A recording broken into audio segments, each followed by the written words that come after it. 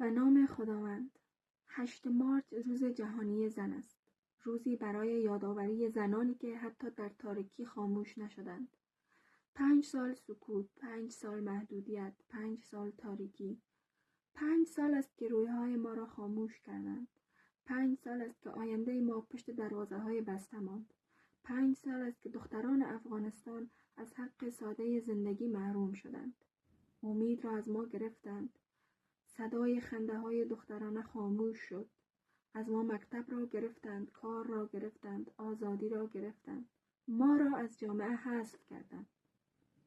اما یک چیز را نتوانستند بگیرند. صدای ما را.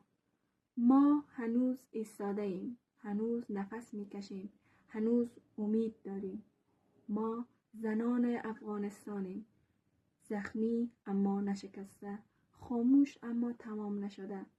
8 مارس فقط یک روز نیست، یادآور زنانی است که هنوز ایستادند.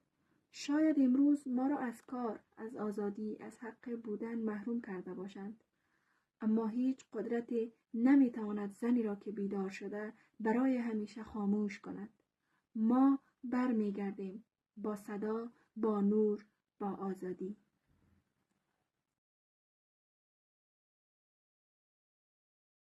من شاگرد هستم. رویا ممنوع شد.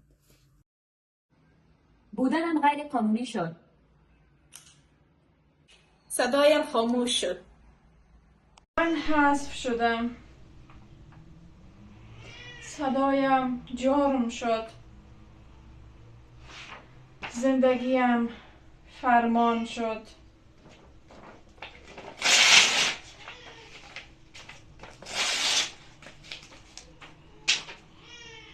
بودنم غیر قانونی شد.